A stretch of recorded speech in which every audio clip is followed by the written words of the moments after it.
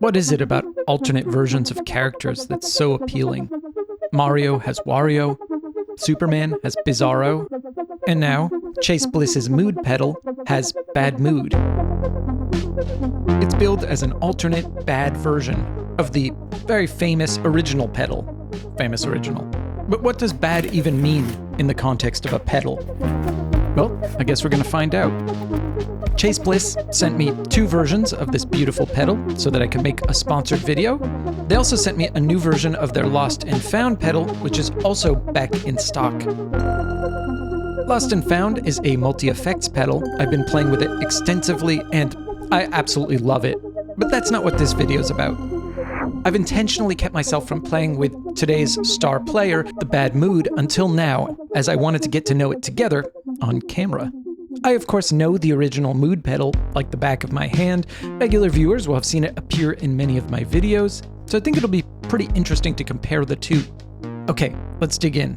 I'm assuming this pedal works pretty much the same as the original mood, which is to say, you use the right side of the pedal to build a texture and the left side to apply effects to that texture.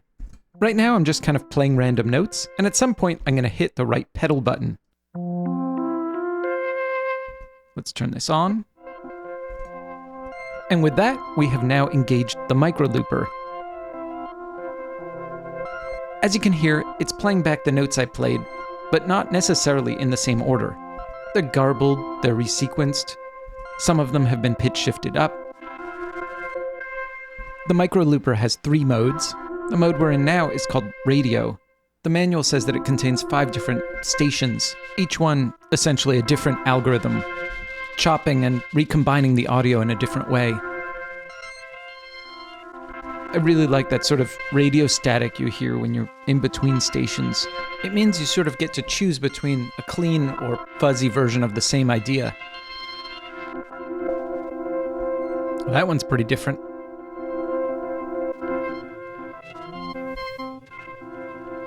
Okay, now might be a good time to discuss the clock knob. It's kind of an essential feature of the original mood pedal. It lets you change the sample rate of the entire pedal, which affects the pitch, the delay time, as well as the audio quality all at the same time. A neat thing about the control is that it's stepped, so that the pitch shifts are harmonically useful. And you can do things like turn it super low and get a degraded bit shifty effect. Let's turn it back up. No, that's too far. Okay, so far we've only talked about the right side of the pedal. The left side is where we actually get to apply effects. I'm going to press the button, and that's going to turn on what's called soup mode.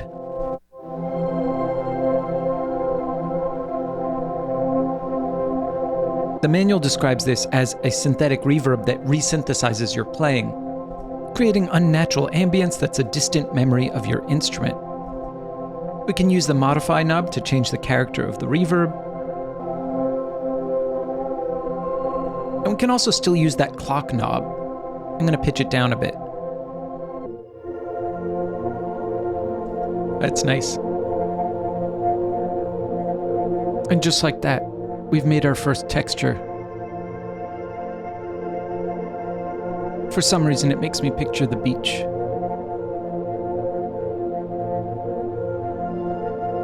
Once we've got a texture going, we can play more notes on top of it.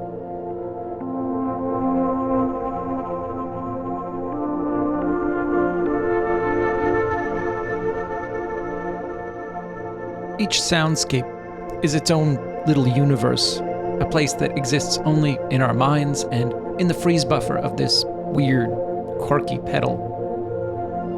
So quirky, in fact, that we can be guaranteed that this sonic world will never exist quite this way again.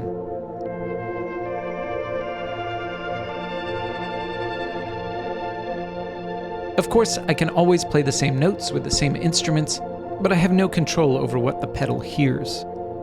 My sounds will be chopped and recombined according to a logic I can't predict.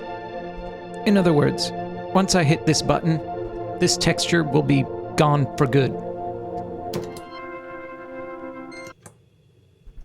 One doesn't have to use the micro looper if one doesn't want to.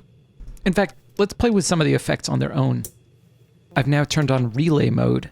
It's essentially a delay that doesn't fade out. With a traditional delay, you play a note, and then the note repeats, and each successive repetition is going to be softer than the last one. There's usually a feedback knob that helps you control how quickly things decay, but the basic assumption is that each repetition is quieter than the previous one. This is different. Instead of specifying a feedback level, we specify how many repetitions we want. I have it set to max right now, so they're just going to keep piling up as I play more and more notes. Once I've got a whole bunch of notes, I can mess with the clock knob.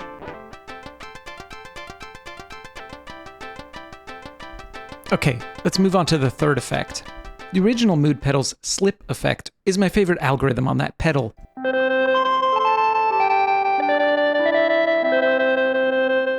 That should come as no surprise. I'm very partial to pitch shift effects, and it seems that I'm in luck. The algorithm that they've put in the same slot on the bad mood, flip, is also a pitch shift effect, so I'm very eager to try it out. It's basically a chord pitch shifter. I'm going to turn it off so you can hear what I'm playing. Okay, now I'm going to turn it on. You hear that extra tone? And if I turn the modify knob, it's going to add more notes in, producing different chords.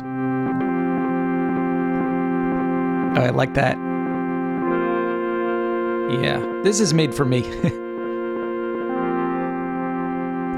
So according to the manual, the top knob, time, actually controls when the extra notes start. Let's try messing with that.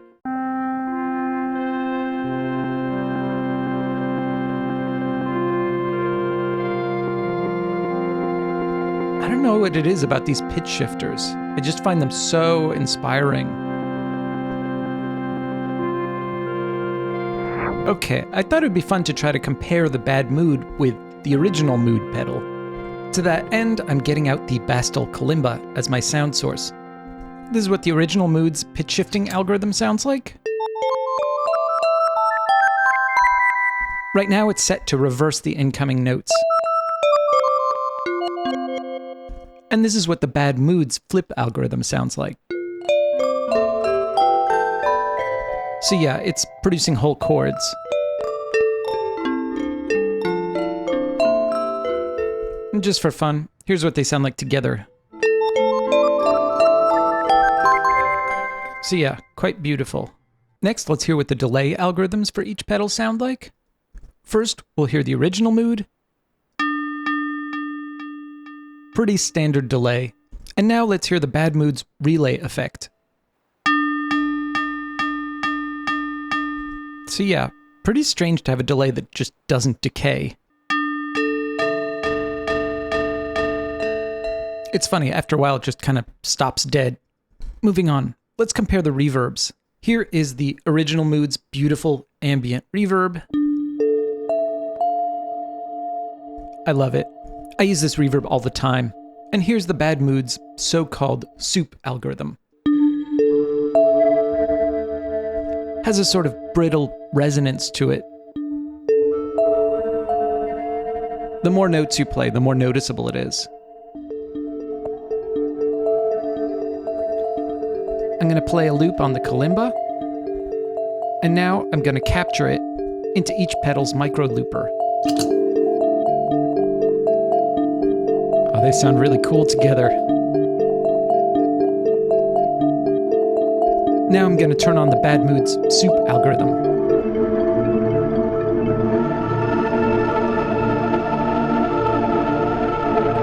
What a wash of sound. Which reminds me, we haven't really talked much about why this thing is called bad mood. What's so bad about it? I'm guessing it's because of this. Because it leans more into the messier, more distorted side of ambient soundscapes. At the end of the signal chain, there's a saturation effect. It sounds a little bit like what happens when you record on a tape recorder, but the input level's too high.